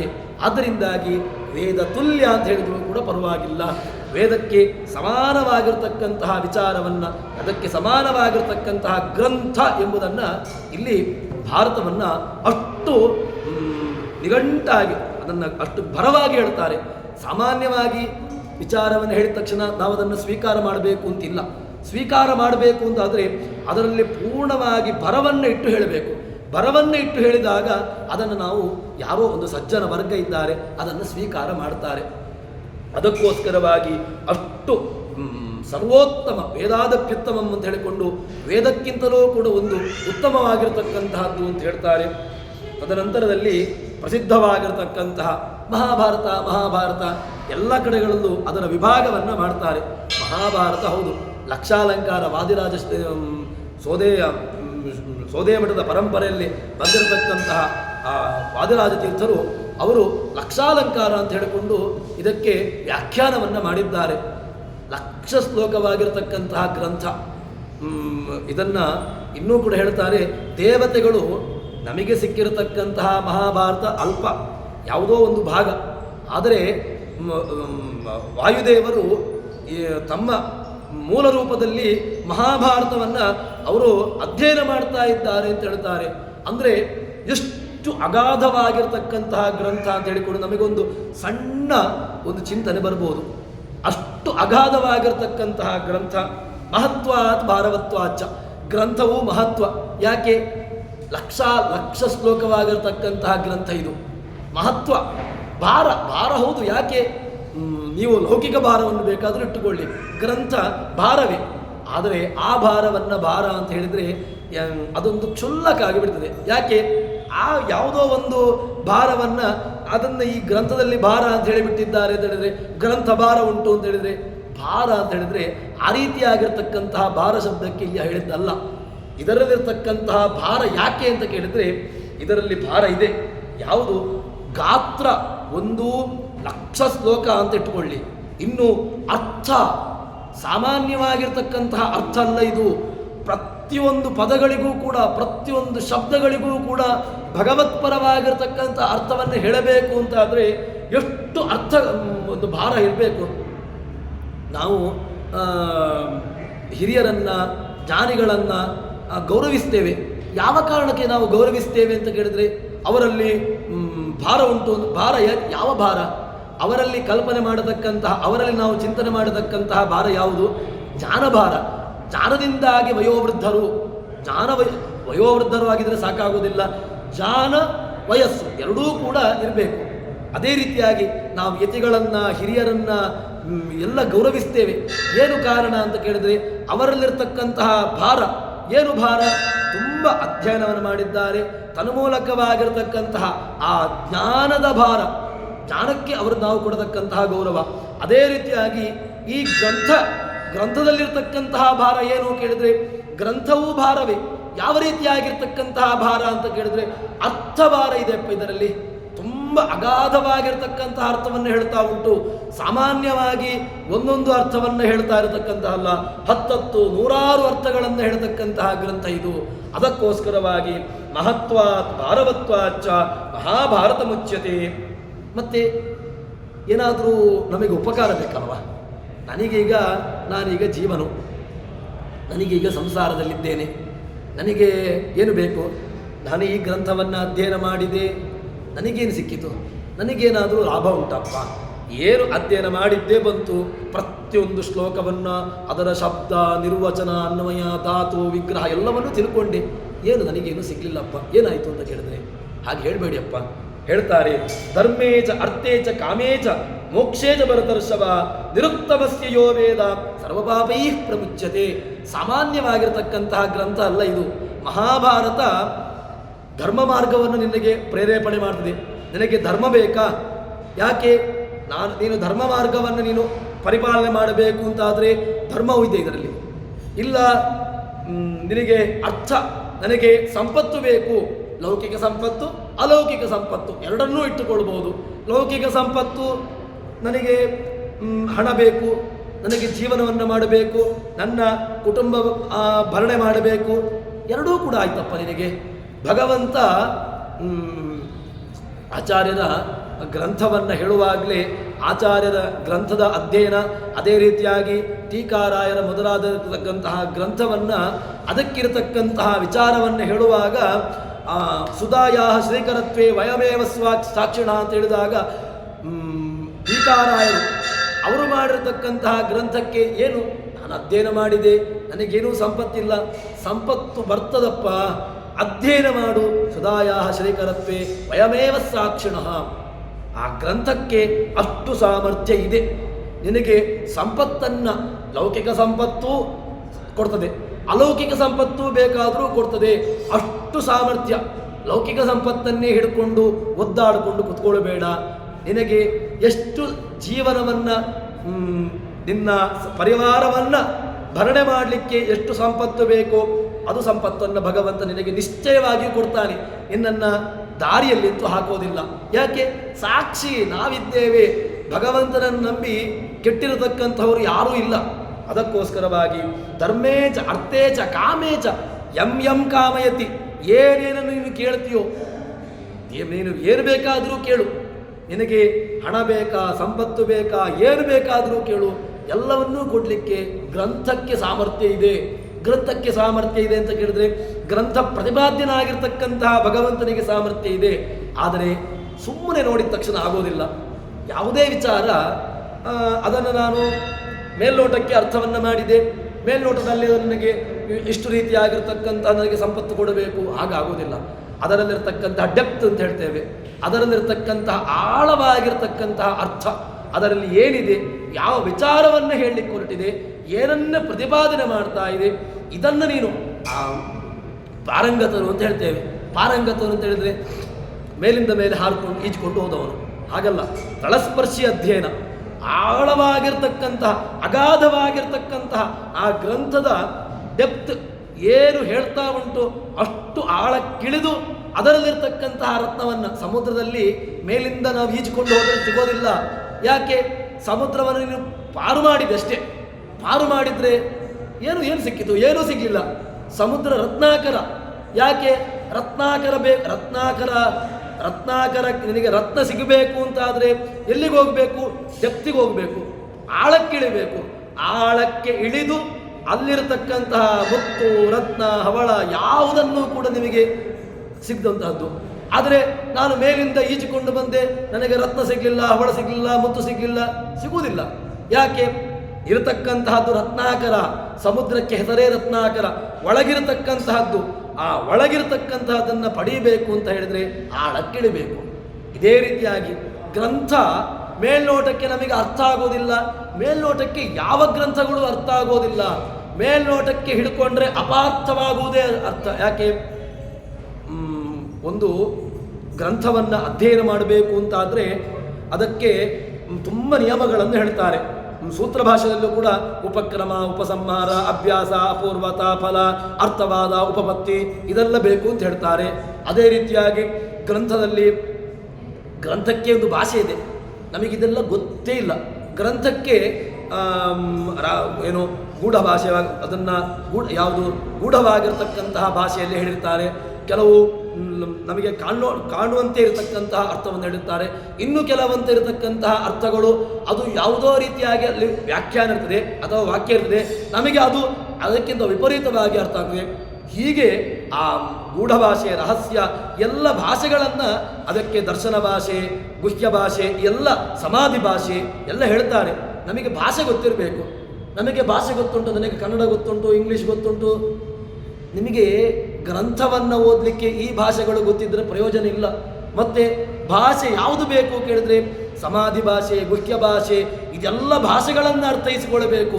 ಅಲ್ಲ, ನಿಮಗೆ ಗೊತ್ತುಂಟಾ ಕೇಳಿದ್ರೆ ನಮಗೆ ಗ್ರಂಥಕರ್ತೃಗಳಾಗಿರ್ತಕ್ಕಂಥವರು ಇದನ್ನು ತೋರಿಸಿಕೊಟ್ಟಿದ್ದಾರೆ. ಈ ರೀತಿಯಾಗಿ ವ್ಯಾಖ್ಯಾನವನ್ನು ಮಾಡಬೇಕು. ವೇದಗಳಿಗೆ ಭಾಷ್ಯವನ್ನು ಬರೆದಿದ್ದಾರೆ. ವೇದಗಳಿಗೆ ಲೌಕಿಕರು ಭಾಷ್ಯವನ್ನು ಬರೆದಿದ್ದಾರೆ, ಆಚಾರ್ಯರು ಕೂಡ ಭಾಷ್ಯವನ್ನು ಬರೆದಿದ್ದಾರೆ. ಲೌಕಿಕನಾಗಿರ್ತಕ್ಕಂತಹ ಒಬ್ಬ ಅವನು ವೇದಕ್ಕೆ ಸಾಯಣ ಋಷಿಗಳು ಕೂಡ ಭಾಷ್ಯವನ್ನು ಬರೆದಿದ್ದಾರೆ. ಇನ್ನು ಮ್ಯಾಕ್ಸ್ಮುಲ್ಲರು ಕೂಡ ಭಾಷ್ಯವನ್ನು ಬರೆದಿದ್ದಾನೆ. ಮ್ಯಾಕ್ಸ್ಮುಲ್ಲರ್ನ ಭಾಷ್ಯ, ಅದೇ ರೀತಿಯಾಗಿ ಸಾಯಣ ಋಷಿಗಳ ಭಾಷ್ಯ, ಮಧ್ವರ ಭಾಷ್ಯ, ಮೂರಲ್ಲಿಯೂ ಕೂಡ ಇಟ್ಟುಕೊಂಡಾಗ ಸಮಾನನ? ಇಲ್ಲವೇ ಇಲ್ಲ. ಯಾವುದು ಉತ್ಕೃಷ್ಟ? ಆಚಾರ್ಯರು ಮಾಡಿರ್ತಕ್ಕಂತಹ ಭಾಷ್ಯವೇ ಉತ್ತಮ. ಯಾಕೆ? ಅವರೆಲ್ಲರೂ ಕೂಡ ತಮ್ಮ ಮುಖದ ನೇರಕ್ಕೆ, ತಮ್ಮ ಮತೀಯ ನೇರಕ್ಕೆ ಆಗಿರ್ತಕ್ಕಂತಹ ಭಾಷ್ಯವನ್ನು ಬರೆದಿರು. ಆದರೆ ಆಚಾರ್ಯರು ಗ್ರಂಥಗಳು ತಾವು ಗ್ರಂಥಗಳನ್ನು ಅವಲೋಕನ ಮಾಡಿ ಆಚಾರ್ಯರು ಯಾವುದೆಲ್ಲ ಗ್ರಂಥಗಳಿದೆ ಆ ಎಲ್ಲ ಗ್ರಂಥಗಳಿಗೆ ಸಮಾನವಾಗಿ ಅದನ್ನು ಅರ್ಥೈಸಿಕೊಂಡು ಅದ ರೀತಿಯಾಗಿರ್ತಕ್ಕಂಥ ಅರ್ಥವನ್ನು ಬರೆದವರು. ಅದರಿಂದಾಗಿ ಯಾವುದು ತಕ್ಕಡಿಯಲ್ಲಿ ಹಾಕಿದಾಗ ಉತ್ತಮ ಅಂತ ಅನಿಸಿಕೊಳ್ಳೋದು, ಆಚಾರ್ಯರ ಭಾಷೆವೇ ಉತ್ತಮ ಅಂತ ಆಗುವುದು. ಅದೇ ರೀತಿಯಾಗಿ ಇಲ್ಲಿಯೂ ಕೂಡ ಮೋಕ್ಷೇಚ ಭರತರ್ಷಭ, ಇನ್ನೂ ದೊಡ್ಡ ಪುಣ್ಯ ಇನ್ನೊಂದು ಯಾವುದು ಗೊತ್ತುಂಟ ನಿನಗೆ? ಮೋಕ್ಷವನ್ನು ದೊಡ್ಡ ಸುಖ ಯಾವುದು ಕೇಳಿದ್ರೆ ಅದೇ ಈ ಯಾವುದೋ ಒಂದು ಲೌಕಿಕವಾಗಿರ್ತಕ್ಕಂತಹ ಕ್ಷುಲ್ಲಕವಾಗಿರ್ತಕ್ಕಂತಹ ವಿಚಾರವನ್ನು ಹಿಡ್ಕೊಂಡು ಅದರಲ್ಲಿ ನಾವು ಜೀವನವನ್ನು ಹಾಳು ಮಾಡ್ತೇವಲ್ವ, ಇದಕ್ಕಿಂತ ಒಂದು ಉತ್ತಮವಾಗಿರ್ತಕ್ಕಂಥ ವಿಚಾರವನ್ನು ಹಿಡ್ಕೊಂಡು ಅದರಲ್ಲಿ ನೀನು ಅಧ್ಯಯನವನ್ನು ಮಾಡಿದಿ ಅಂತ ಹೇಳಿದರೆ ನಿನಗೆ ಇದಕ್ಕಿಂತ ಬೇರೆ ಬೇಕಾಗಿಲ್ಲ. ಮೋಕ್ಷೇಚ ನಿರುಕ್ತವಸ್ಯೋ ವೇದ, ಇದನ್ನು ನೀನು ತಿಳ್ಕೊಂಡಿ ಅಂತಾದರೆ ಸಹಜವಾಗಿರ್ತಕ್ಕಂತಹ ನಮ್ಮಲ್ಲಿರತಕ್ಕಂತಹ ಪಾಪಗಳು ಭಗವಂತನನ್ನು ಸ್ಮರಣೆ ಮಾಡಿದರೆ ಸಹಜವಾಗಿ ಎಲ್ಲ ಪಾಪಗಳು ಹೋಗ್ತವೆ ಅಂತ ಹೇಳಿಕೊಂಡು ಪುರಾಣಗಳು ಹೇಳಿದ್ದೇ ಇದನ್ನೇ ಆದೌ ಅಂತ್ಯೇಚ ಮಧ್ಯೇಚ ವಿಷ್ಣು ಸರ್ವತ್ರ ಗೀಯತೆ. ಪುರಾಣಗಳಲ್ಲಿ ಯಾರನ್ನ ಹೇಳಲಿಕ್ಕೆ ಹೊರಟಿದ್ದು ಕೇಳಿದ್ರೆ ಆದೌ ಅಂತ್ಯೇಚ ಮಧ್ಯೇಚ ವಿಷ್ಣು ಸರ್ವತ್ರ ಗೀಯತೆ. ಎಲ್ಲ ಪುರಾಣಗಳು ಎಲ್ಲವುಗಳು ಕೂಡ ಹೇಳಿದ್ದೇನೆ ಯಾರನ್ನ? ಅದು ಭಗವಂತನೇ. ಅದರ ಮಧ್ಯದಲ್ಲಿ ಯಾರೋ ಇತರ ದೇವತೆಗಳು ಅಥವಾ ಇತರವಾಗಿರತಕ್ಕಂತಹದ್ದನ್ನು ಹೇಳಿದ್ದಾರೆ ಅಂತ ಹೇಳಿದ್ರೆ ದೇವತೆಗಳನ್ನು ಇಟ್ಟುಕೊಳ್ಳಿ, ಯಾವುದೇ ರೀತಿಯಾಗಿರ್ತಕ್ಕಂತಹ ಸಮಸ್ಯೆ ಇಲ್ಲ. ಆದರೆ ಅದೇ ಅರ್ಥ ಅಂತ ಹೇಳಿಕೊಂಡು ನಿರ್ಧಾರ ಮಾಡ್ತೀರಲ್ವ, ಇದು ಬೇಡ. ಯಾಕೆ? ಇದೇ ಎಂಬಂತಹ ಅರ್ಥವನ್ನು ಇಟ್ಟುಕೊಳ್ಳಿಕ್ಕೆ ನಿಮಗೆ ರೈಟ್ಸ್ ಇಲ್ಲ. ಯಾಕೆ? ಪುರಾಣವೇ ತನಗೆ ಯಾವ ರೀತಿಯಾಗಿ ಅರ್ಥವನ್ನು ಹಚ್ಚಬೇಕು ಅಂತ ಹೇಳಿಕೊಂಡು ಪುರಾಣವೇ ನಮಗೆ ಹೇಳಿಕೊಟ್ಟಿದೆ. ಅದಕ್ಕೋಸ್ಕರವಾಗಿ ಆ ಪುರಾಣವನ್ನು ಅರ್ಥೈಸಿಕೊಂಡು ಪುರಾಣಕ್ಕೆ ಅದೇ ರೀತಿಯಾಗಿರ್ತಕ್ಕಂಥ ಅರ್ಥವನ್ನು ಮಾಡಬೇಕು. ಹೀಗೆ ಆ ವೇದವನ್ನು ಏನೋ ಅಷ್ಟು ಮಹತ್ವವನ್ನು ಹೇಳ್ತಾರೆ. ಸರಿ, ಇನ್ನು ಮುಂದೆ ಏನು ಅಂತ ಹೇಳಿದರೆ ಇನ್ನೂ ಹೇಳ್ತಾರೆ, ಅದರ ವಿಚಾರವನ್ನು ಅಗಾಧವನ್ನು ಹೇಳ್ತಾ ಬರ್ತಾರೆ. ಯತ್ ಇಹ ಅಸ್ತಿ ತದನ್ಯತ್ರ ಯನ್ನೇಹಾಸ್ತಿ ನಾ ಕುತ್ರಚಿತ್. ಇದು ಭಾರತದ ಒಂದು ಗೌರವ. ಯತ್ ಇಹ ಅಸ್ತಿ, ಇಲ್ಲಿ ಏನು ಹೇಳಲ್ಪಟ್ಟಿದೆಯೋ ತದನ್ಯತ್ರಾಪಿ ವರ್ತತೆ. ನೀನು ಈ ಭಾರತವನ್ನು ಹಿಡ್ಕೊಂಡು ಭಾರತದ ಅಧ್ಯಯನವನ್ನು ಮಾಡು. ಭಾರತದ ಅಧ್ಯಯನವನ್ನು ಮಾಡಿದಾಗ ಇತರ ಗ್ರಂಥಗಳನ್ನು ಇತರ ಪುರಾಣಗಳನ್ನು ಬೇಕಾದರೂ ನೋಡು. ಆವಾಗ ಅಲ್ಲಿಯೂ ಕೂಡ ನಿನಗೆ ಇದಕ್ಕೆ ಸಮಾನವಾಗಿರತಕ್ಕಂತಹ ವಿಚಾರಗಳು ಸಿಗ್ತವೆ. ಪುರಾಣವನ್ನು ಭಾಗವತನ ತೆಗಿ ಅಥವಾ ಇನ್ನಿತರ ಯಾವ ಪುರಾಣವನ್ನು ಬೇಕಾದರೂ ತೆಗಿ, ಅದರಲ್ಲಿ ಇರತಕ್ಕಂತಹ ವಿಚಾರಗಳು ಯಾವುದು ಅಂತ ಕೇಳಿದ್ರೆ ಯದಿ ಇಹಾಸ್ತಿ, ಇಲ್ಲಿರತಕ್ಕಂತಹ ವಿಚಾರಗಳೇ ಇರುವಂತಹದ್ದು. ಇಹಾಸ್ತಿ ಕಲು, ಇಲ್ಲಿ ಹೇಳಿದ್ದಾರಲ್ವ ವ್ಯಾಸರು ಹೇಳಿದ್ದು ಅತ್ಯಂತ ಭರಪೂರ್ವಕವಾಗಿ ಹೇಳಿದ್ದಾರೆ. ತದನ್ಯತ್ರ ವರ್ತತೆ ಯನ್ನೇಹಾಸ್ತಿ, ಇಲ್ಲಿ ಹೇಳಿಲ್ಲ ಬೇರೆ ಕಡೆ ಹೇಳಿದ್ದಾರೆ ಅಂತ ಹೇಳಿದ್ರೆ ಇಲ್ಲಿ ಹೇಳಲು ಪಡೆದಿರತಕ್ಕಂಥದ್ದು ಬೇರೆ ಎಲ್ಲೂ ಕೂಡ ಇಲ್ವೇ ಇಲ್ಲ. ಇಲ್ಲಿ ಒಂದು ಸೂಕ್ಷ್ಮವಾಗಿ ಆದರೂ ಅದರ ವಿಚಾರವನ್ನು ಹೇಳಿರ್ತಾರೆ. ಅಷ್ಟು ಇದು ವ್ಯಾಸರ ಮಾತು, ನನ್ನ ಮಾತಲ್ಲ. ಯಾಕೆ? ವ್ಯಾಸರು ಇಷ್ಟು ಭರಪೂರ್ವಕವಾಗಿ, ವ್ಯಾಸರು ಕೂಡ ಕೇವಲ ವ್ಯಾಸರು ಹಾಗೆಯೇ ಹೇಳ್ಬೋದು, ಅವರು ಸ್ವಯಂ ಜ್ಞಾನಿಗಳು. ಯಾಕೆ? ಎಲ್ಲ ಭೂತ ಭವಿಷ್ಯದ್ ವರ್ತಮಾನ ಅದೇ ರೀತಿಯಾಗಿ ಸಾರ್ವಕಾಲಿಕವಾಗಿರತಕ್ಕಂತಹ ಜ್ಞಾನವುಳ್ಳವರು ವ್ಯಾಸರು. ಅವರು ಹೇಳಿದರೆ ಪ್ರಮಾಣವೇ. ವ್ಯಾಸರು ಕೂಡ ವೇದದಲ್ಲಿ ಹೇಳಿರ್ತಕ್ಕಂತಹ ಮಾತನ್ನು ಇಟ್ಟುಕೊಳ್ತಾರೆ. ವ್ಯಾಸರು ಕೂಡ ತಮಗೆ ತೋಚಿದ್ದನ್ನು ತಮಗೆ ಇಷ್ಟ ಬಂದ ಹಾಗೆ ತಾವು ಹೇಳುವಂತಹದ್ದಲ್ಲ. ಅನಾದಿ ಕಾಲದಿಂದ ಯಾವುದೇ ರೀತಿಯಾಗಿರ್ತಕ್ಕಂತಹ ಅಕರ್ತೃಕವಾಗಿರ್ತಕ್ಕಂತಹ ವೇದಗಳಿಗೆ ಕರ್ತೃವೇ ಇಲ್ಲ. ವ್ಯಾಸರು ಕೂಡ ಮಾಡಿದ್ದಲ್ಲ.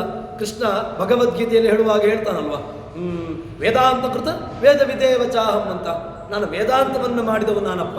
ಯಾರು ನಾನು ಅಂತ ಹೇಳಿದ್ರೆ ವ್ಯಾಸರು. ವೇದವಿತ್ ನಾನಷ್ಟೇ, ವೇದವನ್ನು ತಿಳ್ಕೊಂಡವ, ವೇದದ ಬಗ್ಗೆ ನನಗೆ ಜ್ಞಾನ ಉಂಟು ಅಂತ ಹೇಳಿಕೊಂಡು.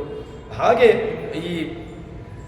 ಇಲ್ಲಿ ಈ ಗ್ರಂಥದಲ್ಲಿ ಭಾರತದಲ್ಲಿ ಏನು ಹೇಳಿದ್ದಾರಲ್ವ, ಅದು ಅನ್ಯತ್ರ ವರ್ತದೆ. ಇಲ್ಲಿ ಹೇಳಲ್ಪಡಿರತಕ್ಕಂತಹದ್ದನ್ನು ಬೇರೆ ಯಾವ ವಿಚಾರಗಳು ಕೂಡ ಎಲ್ಲಿಯೂ ಕೂಡ ನಿಮಗೆ ಸಿಗುವುದಿಲ್ಲ ಅಂತ ಎಂಬುದಾಗಿ ಅಷ್ಟು ಗ್ರಂಥದ ವಿಶಾಲತೆಯನ್ನು, ಗ್ರಂಥದ ಅಗಾಧತೆಯನ್ನು, ಗ್ರಂಥದ ಪ್ರತಿಪಾದ್ಯ ದೇವತೆಯನ್ನು ಇಲ್ಲಿ ಹೇಳ್ತಾರೆ. ಅದಾದ ಮೇಲೆ ನಮಗೆ ಏನು ಮಾಡಬೇಕು ಅಂತ ಕೇಳಿದಾಗ, ನಾವು ಹುಟ್ಟಿದ ಮೇಲೆ ಬಂದಿದ್ದೇವೆ, ಭಗವಂತ ದೊಡ್ಡ ಜನ್ಮ ಕೊಟ್ಟಿದ್ದಾನೆ.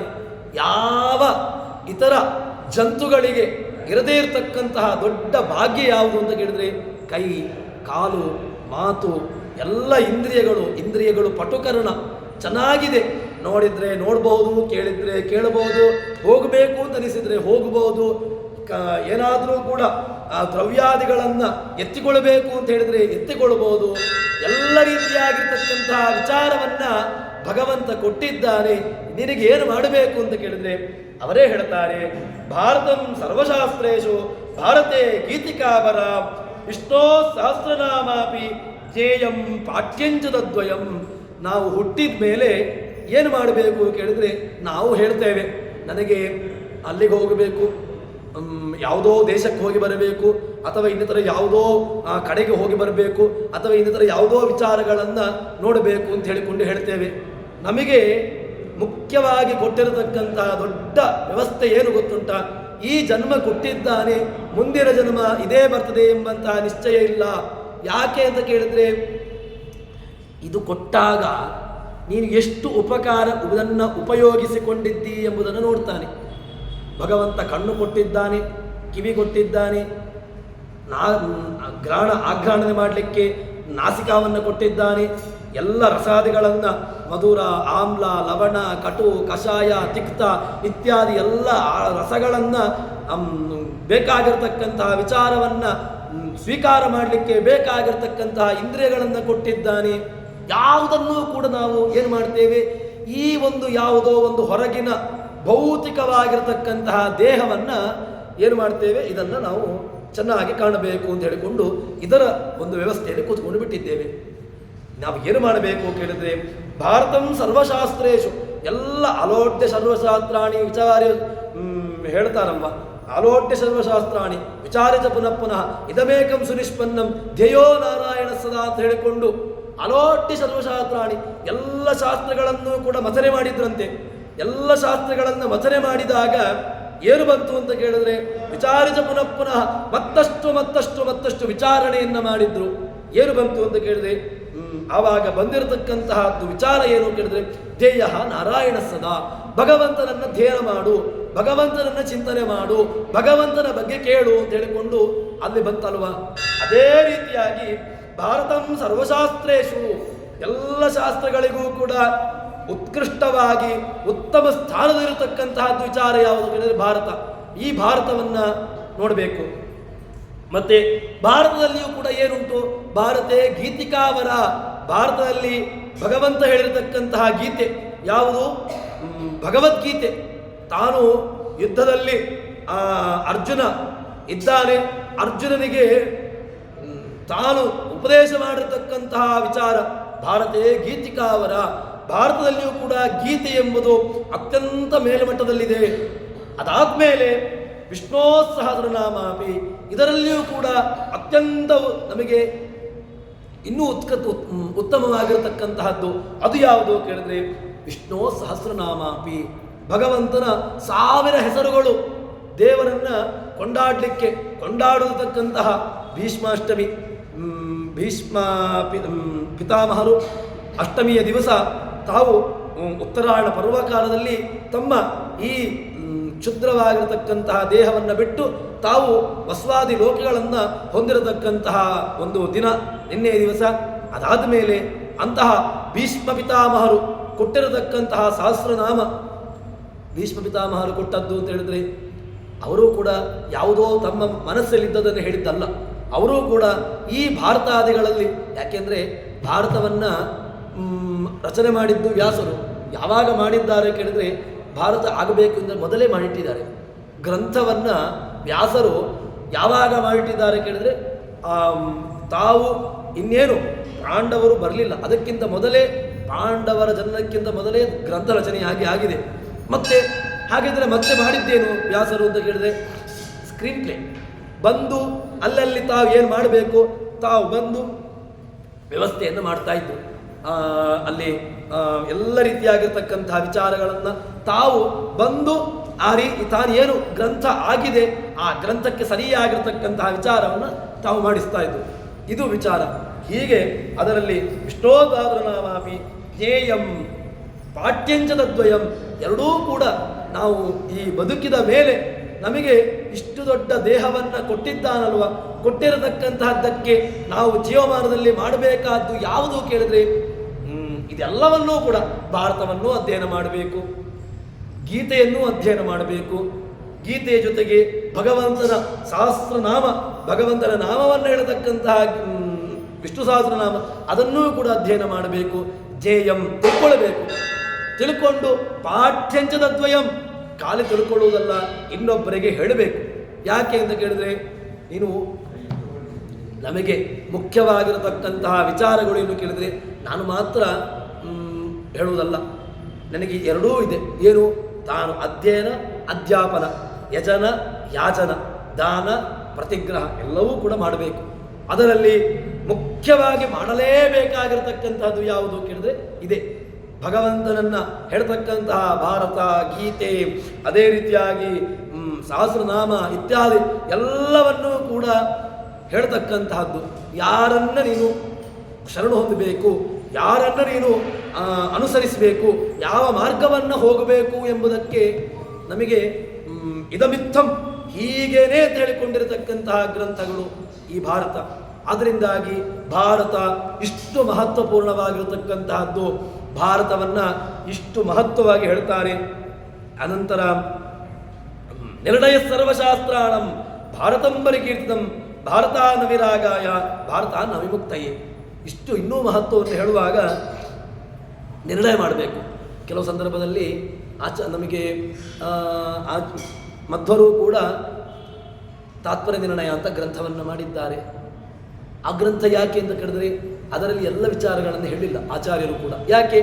ಎಲ್ಲಿ ಅದು ನಿರ್ಣಯ, ಮಹಾಭಾರತ ತಾತ್ಪರ್ಯ ನಿರ್ಣಯ. ನಿಮಗೆ ಎಲ್ಲಿ ಸಂದೇಹ ಬರ್ತದೆ ಅದಕ್ಕೆ ನಿರ್ಣಯಾತ್ಮಕವಾಗಿರ್ತಕ್ಕಂತಹ ಗ್ರಂಥ ತಾತ್ಪರ್ಯ ನಿರ್ಣಯ ಅಷ್ಟೇ. ಮಹಾಭಾರತ ತಾತ್ಪರ್ಯ ನಿರ್ಣಯ ಅಂತ ಹೇಳುವಂತಹದ್ದು. ಮತ್ತೆ ನಾವು ಮಹಾಭಾರತವನ್ನು ತೆಗೆದು ನೋಡಬೇಕು. ವ್ಯಾಸರು ರಚಿಸಿರತಕ್ಕಂತಹ ಮಹಾಭಾರತವನ್ನು ಅದನ್ನು ನೋಡಿಕೊಂಡಾಗ ಅದನ್ನು ಇಟ್ಟುಕೊಳ್ಬೇಕು. ಅದೇ ರೀತಿಯಾಗಿ ಇನ್ನು ಈ ಗ್ರಂಥವನ್ನು ತಾತ್ಪರ್ಯ ನಿರ್ಣಯಾದಿ ಗ್ರಂಥಗಳನ್ನು ಇಟ್ಟುಕೊಳ್ಳಬೇಕು. ಈ ಎರಡನ್ನೂ ಕೂಡ ಇಟ್ಟುಕೊಂಡು ಆವಾಗ ಇದನ್ನು ನೋಡಿಕೊಂಡು ಬಂದಾಗ ಇಲ್ಲಿರತಕ್ಕಂತಹ ಸಂಖ್ಯೆಗಳು, ಯಾಕೆಂದರೆ ಇಲ್ಲಿ ತುಂಬ ನಮಗೆ ಸಂಖ್ಯೆಗಳು ಬರ್ತವೆ. ಮಹಾಭಾರತವನ್ನು ನೋಡಿದರೆ ತುಂಬ ಸಂಖ್ಯೆಗಳು. ಭಗವಂತ ತುಂಬ ಅಲ್ಲಿ ಕೃಷ್ಣನ ವಿಚಾರವನ್ನಾಗಿ ಹೇಳ್ತಾರೆ. ಅದೇ ರೀತಿಯಾಗಿ ಧರ್ಮರಾಜಾದಿಗಳು ಇತರ ಎಲ್ಲ ವಿಚಾರವನ್ನು ಹೇಳುವಾಗ ಸಂಖ್ಯೆ ಬರ್ತದೆ. ಧರ್ಮದ ಅಧಿದೇವತೆ ಅವನಿಗೂ ಕೂಡ ಸಂಖ್ಯೆ ಬರತಕ್ಕಂಥ ಇತ್ಯಾದಿಗಳಲ್ಲಿ ಹೇಳ್ತಾರೆ. ಭಗವಂತ ಕೆಲವು ಸಂದರ್ಭದಲ್ಲಿ ಅಲ್ಲಿ ತನಗೆ ಸಂಶಯವನ್ನು ಭರಿಸಿಕೊಂಡ ಅಂತ ಹೇಳಿಕೊಂಡೆಲ್ಲ ಹೇಳ್ತಾರೆ. ಇದು ನಮಗೆ ಭಾರತವನ್ನು ನೋಡಿದಾಗ ಬರತಕ್ಕಂತಹ ಸಂದೇಹಗಳು. ಈ ಸಂದೇಹ ಪರಿಹಾರ ಆಗಬೇಕು ಅಂತ ಹೇಳಿದರೆ ಅದಕ್ಕೆ ಜೊತೆಗೆ ಏನು ಬೇಕು ಕೇಳಿದ್ರೆ ತಾತ್ಪರ್ಯ ನಿರ್ಣಯ. ಈ ಗ್ರಂಥವನ್ನು ಎರಡನ್ನು ನಾವಿಟ್ಟುಕೊಂಡು ನೋಡಿಕೊಂಡಾಗ ನಮಗೆ ಭಾರತ ಎಂಬುದು ಅದರ ಯಥಾರ್ಥವಾಗಿರ್ತಕ್ಕಂಥ ಯಾವ ರೀತಿಯಾಗಿರ್ತಕ್ಕಂಥ ವಿಚಾರ ಎಂಬುದನ್ನು ನಾವು ಅರ್ಥೈಸಿಕೊಳ್ಬೋದು. ಇದು ಭಾರತಕ್ಕಿರತಕ್ಕಂತಹ ಮಹತ್ವ. ನಿರ್ಣಯ ಸರ್ವಶಾಸ್ತ್ರಾಣಂ ಭಾರತಂ ಪರಿಕೀರ್ತಿತಂ. ಭಾರತ ಎಲ್ಲ ಶಾಸ್ತ್ರಗಳಿಗೂ ನಿರ್ಣಯಾತ್ಮಕ ಗ್ರಂಥ. ಭಾರತಾನ್ನ ವಿರಾಗಾಯ. ನನಗೆ ಏನು ಬೇಕು ಅಂತ ಕೇಳಿದ್ರೆ ನಮಗೆ ನಮ್ಮ ಸಂಕಲ್ಪದಲ್ಲಿದೆ. ಏನು ಕೇಳಿದ್ರೆ ಅಸ್ಮಾಕಂ ಅಂತ ಹೇಳಿಕೊಂಡು ಹೇಳ್ತೇವೆ, ಜ್ಞಾನ ಭಕ್ತಿ ವೈರಾಗ್ಯ ಸಿದ್ಧಾರ್ಥಂ ಅಂತ ಹೇಳಿಕೊಂಡು ನಾವು ಆರಂಭದಲ್ಲಿ ಎಲ್ಲ ಕಡೆಗಳಲ್ಲೂ ಕೂಡ ಸ್ನಾನ ಸಂಕಲ್ಪವನ್ನು ಮಾಡುವಾಗಲೂ ಕೂಡ ಇದನ್ನು ಹೇಳ್ತೇವೆ. ಹರಿ ಸರ್ವೋತ್ತಮತ್ವ ಜ್ಞಾನ ಭಕ್ತಿ ವೈರಾಗ್ಯ ಸಿದ್ಧಾರ್ಥಂ. ಹರಿ ಸರ್ವೋತ್ತಮತ್ವ ಜ್ಞಾನ ಮತ್ತೆ ಭಕ್ತಿ ಮತ್ತೆ ವೈರಾಗ್ಯ. ಎಲ್ಲಿ ವಿಷಯ ಪದಾರ್ಥಗಳಲ್ಲಿ ವೈರಾಗ್ಯ ಮತ್ತೆ ಭಗವಂತನ ವಿಚಾರಗಳಲ್ಲಿ ಜ್ಞಾನ ಭಕ್ತಿ ಇದೆರಡೂ ಕೂಡ ಮುಖ್ಯ. ಇದು ಬರಬೇಕು ಅಂತ ಕೇಳಿದರೆ ಹೇಗೆ ಬರುವುದು? ಇದ್ದಕ್ಕಿದ್ದಾಗೆ ಉದ್ಭವ ಆಗುವುದಿಲ್ಲ. ಬರುವುದು ಎಲ್ಲಿಂದ ಅಂತ ಕೇಳಿದರೆ ಭಾರತಾತ್ಮ ವಿರಾಗಾಯ, ನಿನಗೆ ವೈರಾಗ್ಯ ಬರಬೇಕು ಅಂತ ಕೇಳಿದ್ರು ಕೂಡ ಇದನ್ನು ಅಧ್ಯಯನ ಮಾಡು, ಭಾರತವನ್ನು ಅಧ್ಯಯನ ಮಾಡಬೇಕು. ಇನ್ನು ಇದೇ ವಿಚಾರವನ್ನು ಹೇಳ್ತಕ್ಕಂತಹ ಭಾಗವತಾದಿ ಗ್ರಂಥಗಳನ್ನು ಹಿಡ್ಕೊಂಡು ನೋಡಿದಾಗಲೂ ಕೂಡ ವೈರಾಗ್ಯಗಳು ಬರ್ತವೆ. ಯಾಕೆ? ಭಾರತದಲ್ಲಿ ಹೇಳತಕ್ಕಂಥ ವಿಚಾರಗಳನ್ನು ಅಲ್ಲಿಯೂ ಕೂಡ ತುಂಬ ವಿಸ್ತಾರವಾಗಿ ಕೆಲವು ಕಡೆ ಹೇಳ್ತಾರೆ, ಇನ್ನು ಕೆಲವು ಕಡೆಯಲ್ಲಿ ಸಂಕ್ಷೇಪವಾಗಿ ಹೇಳ್ತಾರೆ. ಎಲ್ಲವೂ ಕೂಡ ವಿಚಾರಗಳಿದೆ. ನಿನಗೆ ವೈರಾಗ್ಯ ಬರಬೇಕು ಅಂತ ಕೇಳಿದ್ರೆ ನಿನಗೆ ಸಂಪಾದನೆಗೆ, ವೈರಾಗ್ಯ ಸಂಪಾದನೆಗೆ ಇರತಕ್ಕಂತಹ ಮಾರ್ಗ ಯಾವುದು ಕೇಳಿದ್ರೆ ಇದೆ ಭಾರತವನ್ನು ನೋಡು. ಭಾರತವನ್ನು ಹೇಗೆ ನೋಡುವುದು? ಕಣ್ಣು ಬೇಕು. ಯಾವ ಕಣ್ಣು ಅಂತ ಕೇಳಿದ್ರೆ ಭಗವಂತ ಅರ್ಜುನನಿಗೆ ಕೊಟ್ಟ ಕಣ್ಣು, ಒಳಗಣ್ಣು ಬೇಕು. ಕೇವಲ ಹೊರಗಣ್ಣು ತೆಗೆದುಕೊಂಡು ಇದನ್ನು ನೋಡಿದ್ದೇನೆ ಅಂತ ಹೇಳಿದರೆ ಆವಾಗ ಏನೂ ಗೊತ್ತಾಗುವುದಿಲ್ಲ. ಯಾಕೆ? ಹೊರಗಣ್ಣಿನಲ್ಲಿ ಏನೇನು ನೋಡ್ತೇನೆಯೋ ಆ ವಿಚಾರಗಳು ಮನಸ್ಸಿನಲ್ಲಿ ಕೂತ್ಕೊಂಡಿರ್ತದೆ. ಅದರಲ್ಲಿರತಕ್ಕ ಮಾನಸಿಕವಾಗಿರತಕ್ಕಂತಹ ದೋಷಗಳು ನನಗೆ ಗ್ರಂಥದಲ್ಲಿ ಕಾಣಲಿಕ್ಕೆ ಶುರುವಾಗ್ತದೆ. ಯಾಕೆ? ನನ್ನ ಮನೋಸಹಜವಾಗಿರತಕ್ಕಂತಹ ದೋಷಗಳು ನನಗೆ ಗ್ರಂಥದಲ್ಲಿ ಕಾಣಲಿಕ್ಕೆ ಶುರುವಾಗ್ತದೆ. ಗ್ರಂಥದಲ್ಲಿ ನಮಗೆ ದೋಷಗಳು ಕಾಣಬಾರದು ಅಂತ ಹೇಳಿದರೆ ಒಳಗಣ್ಣು ಬೇಕು. ಒಳಗಣ್ಣು ತೆರೀಬೇಕು ಅಂತ ಕೇಳಿದರೆ ಅದು ಎಲ್ಲಿಂದ ಬರುವಂತಹದ್ದು ಕೇಳಿದರೆ ಅದಕ್ಕೆ ಮಾರ್ಗ ಭಾರತ, ಭಗವದ್ಗೀತೆ, ಇದು ಎರಡನ್ನು ನಮಗೆ ಅಧ್ಯಯನ ಮಾಡಲಿಕ್ಕೆ ಅದನ್ನೇ ಅಷ್ಟು ಒತ್ತು ಕಟ್ಟು ಜೇಯಂ ಪಾಠ್ಯಂಚದದ್ವಯಂ. ಇದು ನೀನು ಏನು ಮಾಡ್ತೀಯೋ ಇಲ್ವೋ ಗೊತ್ತಿಲ್ಲ. ನಾವು ಆರಂಭದಲ್ಲಿ ನಮ್ಮ ಮಕ್ಕಳಿಗೆ, ನಮ್ಮ ಪರಂಪರೆಗೆ ನಾವು ಕೊಡಲೇಬೇಕಾಗಿರತಕ್ಕಂತಹ ಎರಡು ವಿಚಾರಗಳು ಯಾವುದು ಕೇಳಿದರೆ ಒಂದು ಭಾರತ, ಒಂದು ಭಗವದ್ಗೀತೆ. ನಮಗೆ ಇದು ಎರಡೂ ಕೂಡ ನಮ್ಮಿಂದ ದೂರಕ್ಕೆ ಹೋಗಿಬಿಟ್ಟಿದೆ.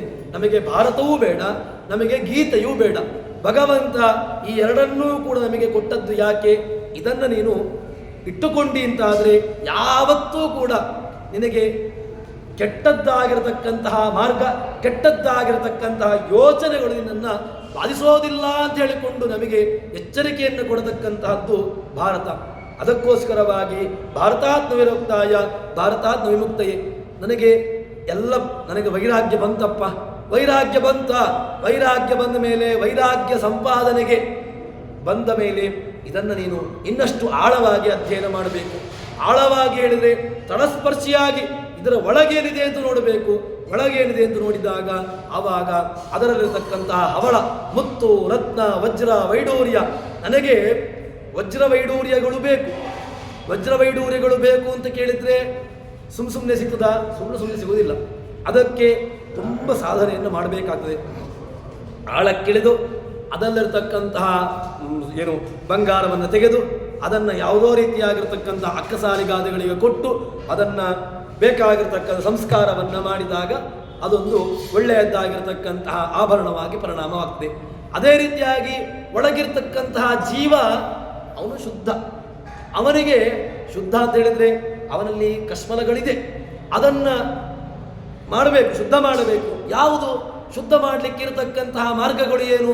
ನಾನು ಬೆಳಗ್ಗೆ ನಿತ್ಯ ಯಾವುದ್ಯಾವುದೋ ಲೌಕಿಕವಾಗಿರ್ತಕ್ಕಂತಹ ವ್ಯವಸ್ಥೆಗಳನ್ನು ಹಾಕೊಂಡು ನಾನು ಸ್ನಾನ ಮಾಡ್ತೇನೆ. ಸೋಪು ಅಥವಾ ಇನ್ನಿತರ ಯಾವುದೋ ಶೀಗೆಕಾಯಿ, ಶಾಂಪು ಎಲ್ಲ ಹಾಕ್ಕೊಂಡು ಸ್ನಾನ ಮಾಡ್ತೇನೆ. ಶುದ್ಧ ಆಗ್ತದೆ ಅಂತ ಕೇಳಿದರೆ ಶುದ್ಧ ಹೊರಗಿನಿಂದ ಆಯಿತು, ಒಳಗಿನ ಶುದ್ಧ ಆಯಿತಾ? ಒಳಗಿನ ಶುದ್ಧ ಆಗಲಿಕ್ಕೆ ಭಾರತಾದಿಗಳೇ ಬೇಕು.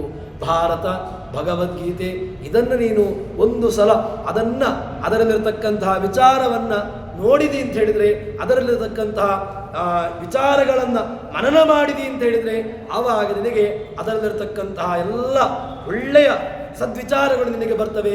ತನ್ಮೂಲಕವಾಗಿ ನಿನಗೆ ಏನು ಬರ್ತದೆ ಕೇಳಿದರೆ ವಿಷಯ ಪದಾರ್ಥೇಶು ವೈರಾಗ್ಯ.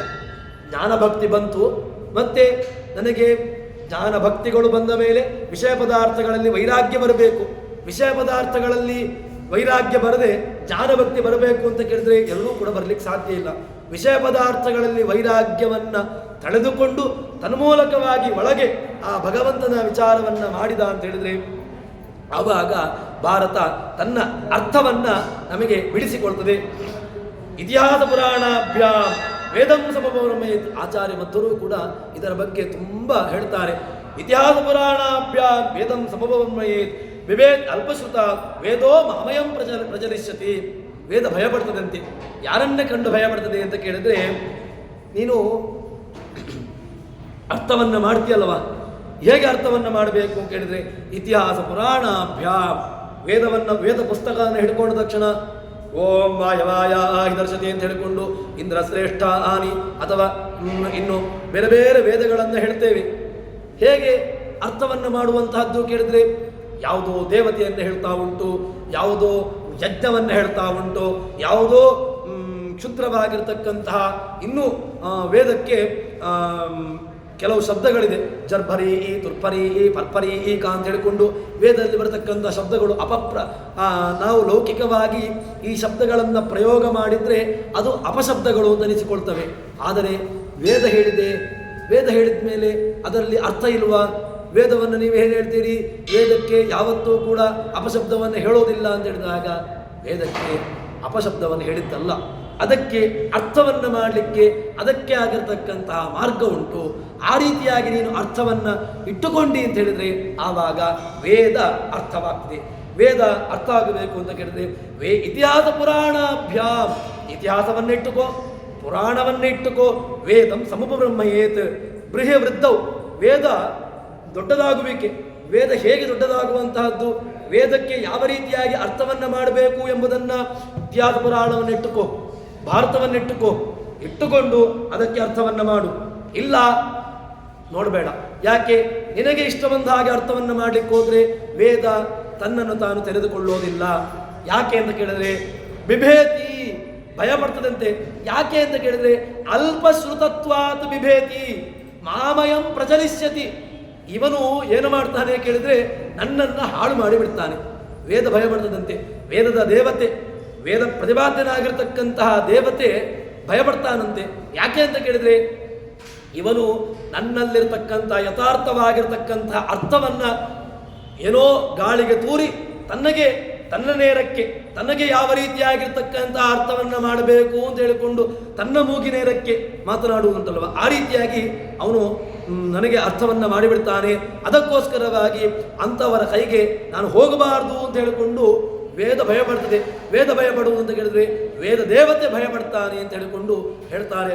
ವಿಭೇತಿ ಅಲ್ಪಶ್ರುತತ್ವಾತ್ ಮಾಮಯಂ ಪ್ರಚಲಿಷ್ಯತಿ ಅಂತ ಹೇಳಿಕೊಂಡು ಹೀಗೆ ಮಹಾಭಾರತದ ತುಂಬ ವ್ಯವಸ್ಥೆಯನ್ನು ಹೇಳ್ತಾರೆ. ಅದಾದ ಮೇಲೆ ಮುಂದೆ ಇನ್ನು ಇದರಲ್ಲಿ ಪ್ರತಿಪಾದ್ಯನಾಗಿರ್ತಕ್ಕಂತಹ ಭಗವಂತನನ್ನು ಆರಂಭದಲ್ಲಿ ಈ ಆದಿ ಪರ್ವ ಅದು ಏನು ಹೇಳಲಿಕ್ಕೆ ಹೊರಟಿದೆ ಅಂತ ಕೇಳಿದರೆ ತನ್ನ ವಿಚಾರವನ್ನು ಅದೇ ರೀತಿಯಾಗಿ ಅದರಲ್ಲಿರತಕ್ಕಂತಹ ಇದನ್ನು ಆರಂಭದಲ್ಲಿ ಪ್ರತಿಪಾದ್ಯನಾಗಿರ್ತಕ್ಕಂತಹ ದೇವತೆ. ಯಾಕೆ ಅಂತ ಕೇಳಿದರೆ ಪ್ರತಿಪಾದಿ ದೇವತೆಯನ್ನೇ ಹೇಳದೆ ಯಾರನ್ನೋ ಹೇಳ್ತಾ ಉಂಟು ಅಂತ ಹೇಳಿದರೆ ಆವಾಗ ಗ್ರಂಥ ಅದು ಪೂರ್ಣ ಅಂತ ಅನಿಸಿಕೊಳ್ಳೋದಿಲ್ಲ, ಅಥವಾ ಯಾವುದೋ ವ್ಯವಸ್ಥೆಗೆ ಬೇಡ ಅಂತ ಹೇಳಿಕೊಂಡು ಈ ರೀತಿಯಾಗಿರ್ತಕ್ಕಂಥ ಅರ್ಥವನ್ನು ಹೇಳಬೇಕಾಗ್ತದೆ. ಅದಕ್ಕೆ ಇದರಲ್ಲಿ ಆರಂಭದಲ್ಲಿ ಗ್ರಂಥ ಪ್ರತಿಪಾದ್ಯನಾಗಿರ್ತಕ್ಕಂತಹ ಒಂದು ಭಗವಂತನನ್ನ ಇಲ್ಲಿ ಸ್ತೋತ್ರವನ್ನು ಮಾಡ್ತಾರೆ. ಅದೇ ನಾರಾಯಣಂ ಸುರಗುರುಂ ಜಗದೇಕನಾಥಂ ಭಕ್ತಪ್ರಿಯಂ ಸಕಲ ಲೋಕ ನಮಸ್ಕೃತಂಚ ತ್ರೈಗುಣ್ಯವರ್ಜಿತಂ ಅಜಂ ವಿಪುಂ ಆದ್ಯಂ ಈಶಂ ಒಂದೇ ಭವಗ್ನಂ ಅಮರಾಸನ ಸಿದ್ಧವಂದ್ಯಂ. ಎಲ್ಲ ವಿಶೇಷಣಗಳು ಕೂಡ ಭಗವಂತನಿಗೆ. ಎಲ್ಲ ವಿಶೇಷಣಗಳು ಏನೆಲ್ಲ ವಿಶೇಷಣಗಳಿದೆಯೋ ಸುರಗುರುಂ ಜಗದೇಕನಾಥಂ ಭಕ್ತಪ್ರಿಯಂ ಸಕಲ ಲೋಕ ನಮಸ್ಕೃತಂಚ ತ್ರೈಗುಣ್ಯವರ್ಜಿತಂ ಅಜಂ ವಿಭುಂ ಆದ್ಯಂ ಈಶಂ ಒಂದೇ ಭವಗ್ನಂ ಅಮರಾಸನ ಸಿದ್ಧವಂದ್ಯಂ. ಇಷ್ಟು ವಿಶೇಷಣಗಳು ಕೂಡ ಭಗವಂತನಿಗೆ ಹೇಳ್ತಾರೆ. ಒಂದೊಂದು ವಿಶೇಷಣಗಳಲ್ಲ, ಸುಮಾರು 12-13 ವಿಶೇಷಣಗಳನ್ನು ಭಗವಂತನಿಗೆ ಸಮನ್ವಯವನ್ನು ಮಾಡ್ತಾರೆ. ಯಾಕೆ ಅಂತ ಕೇಳಿದ್ರೆ ಅವನೇ ತಾನೇ ಇಷ್ಟೆಲ್ಲ ಆಗಬೇಕು ಅಂತ ಕೇಳಿದ್ರೆ ಎಲ್ಲವನ್ನೂ ಕೂಡ ಮಾಡಲಿಕ್ಕೆ ಸಾಮರ್ಥ್ಯ ಇರುವನು. ದೇವತೆಗಳಿಗೆ ಗುರುವಾಗಿ, ಜಗತ್ತಿಗೆ ನಾಥನಾಗಿ. ಯಾಕೆ? ಸೃಷ್ಟಿ ಸ್ಥಿತಿ ಸಂಹಾರ ವ್ಯಾಸರು ಮಾಡಿರತಕ್ಕಂತಹ ಜನ್ಮ ಓಂ ಓಂ ಅಥಾತೋ ಬ್ರಹ್ಮ ಜಿಜ್ಞಾತ ಎರಡನೇ ಸೂತ್ರವೇ ಓಂ ಜನ್ಮಾದ್ಯಸ್ಯೇತಃ ಓಂ. ಜನ್ಮಾದಿಗಳು ಯಾರಿಂದ ಆಗ್ತದೆಯೋ ಅವನೇ. ಯಾರು ಜನ್ಮಾದಿಗಳನ್ನು ಕೊಡತಕ್ಕಂಥವನು ಅದನ್ನೇ ಹೇಳ್ತಾರೆ. ಜನ್ಮಾದ್ಯಸ್ಯ ಜಗದೇಕನಾಥಂ. ಮತ್ತೆ ಭಕ್ತಪ್ರಿಯಂ, ಅದನ್ನು ಮುಂದೆ ಕೃಷ್ಣ ಎಷ್ಟು ಭಕ್ತವತ್ಸಲ ಎಂಬುದನ್ನು ಮಹಾಭಾರತವೂ ಗೊತ್ತಾಗ್ತದೆ. ಇನ್ನು ಭಾಗವತವನ್ನು ತೆಗೆದುಕೊಂಡಾಗ ಧ್ರುವ, ಪ್ರಹ್ಲಾದ, ಇನ್ನು ಉದ್ಧವ ಇತ್ಯಾದಿಗಳನ್ನು ನೋಡಿಕೊಂಡು ಹೋಗಿದೆವು ಅಂತ ಹೇಳಿದ್ರೆ ಭಗವಂತನ ಭಕ್ತಪ್ರಿಯತ್ವವನ್ನು ಅಲ್ಲಿ ನಮಗೆ ಗೊತ್ತಾಗ್ತದೆ. ಸಕಲ ಲೋಕ ನಮಸ್ಕೃತಂಚ ತ್ರೈಗುಣ್ಯವರ್ಜಿತಂ. 3 ಗುಣಗಳು ಸತ್ವ, ರಜಸ್ಸು, ತಮಸ್ಸು ಯಾವುದೂ ಇಲ್ಲ. ಸತ್ವಗುಣಕ್ಕೆ ಒಳಗಾಗಿ ಇವನು ನನ್ನವನು ಅಂತ ಪ್ರೀತಿ, ರಾಜಸ ಗುಣಕ್ಕೆ ಒಳಗಾಗಿ ಇವನಿಂದಾಗಿ ಸ್ವಲ್ಪ ಪ್ರೀತಿ, ಸ್ವಲ್ಪ ದ್ವೇಷ ಯಾವುದೂ ಇಲ್ಲ.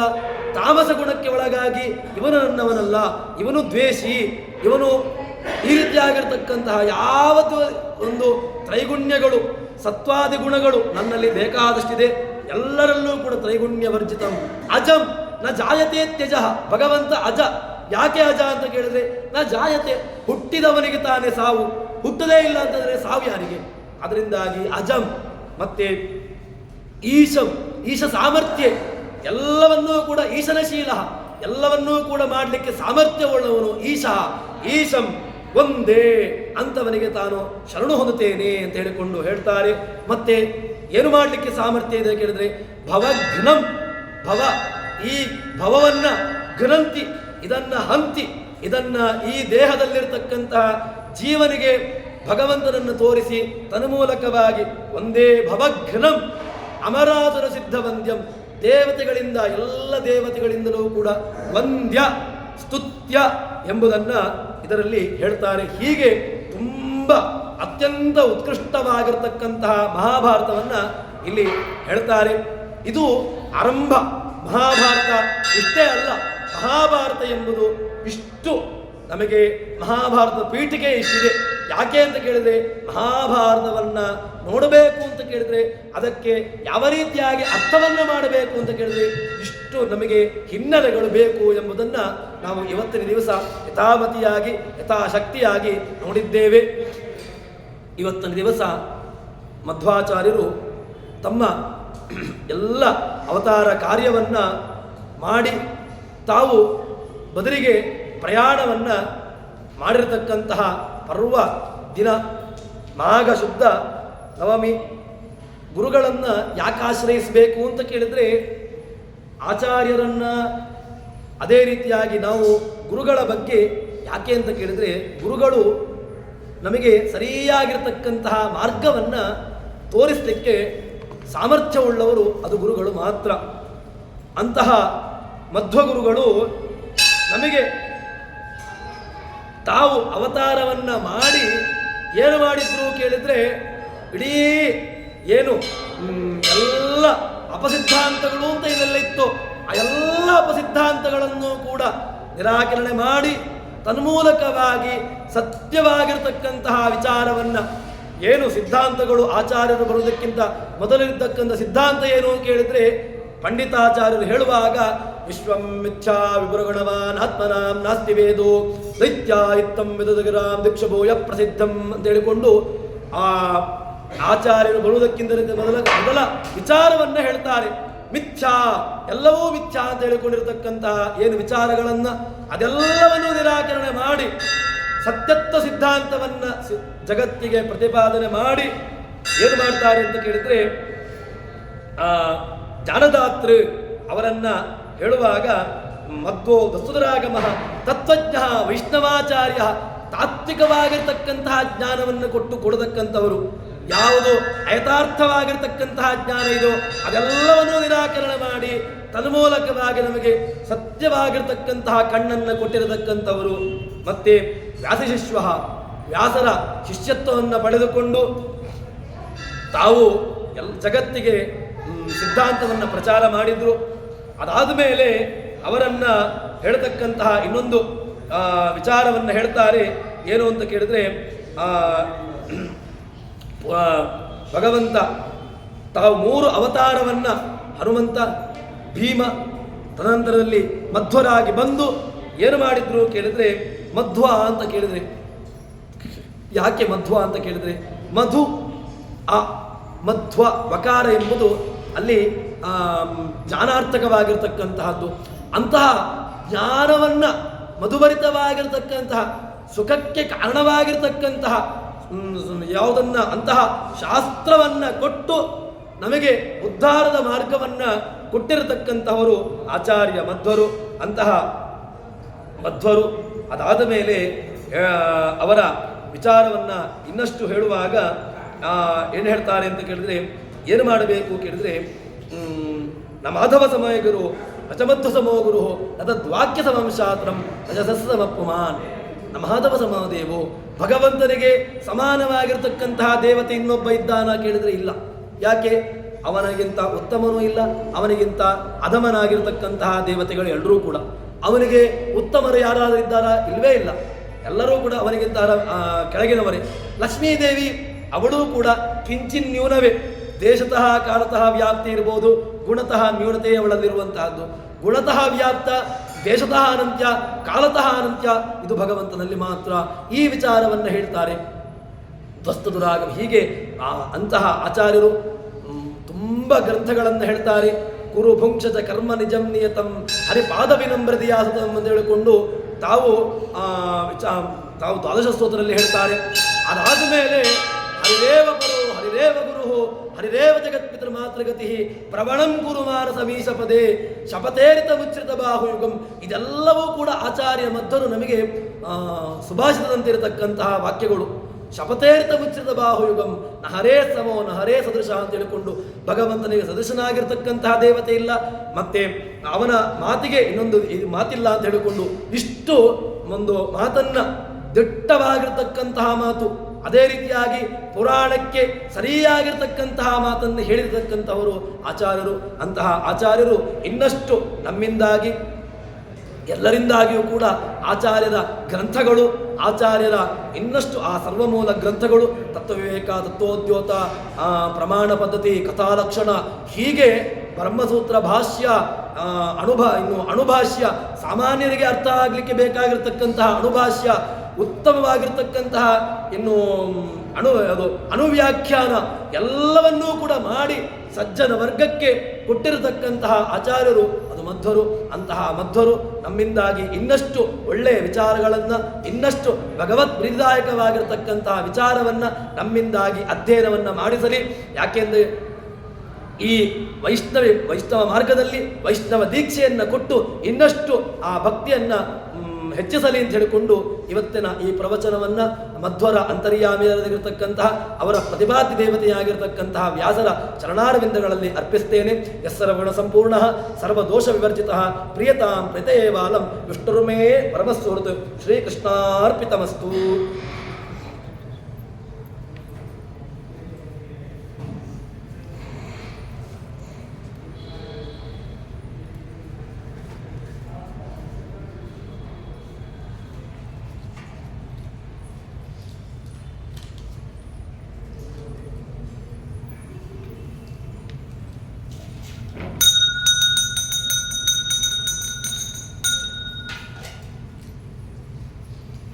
ಹರೈ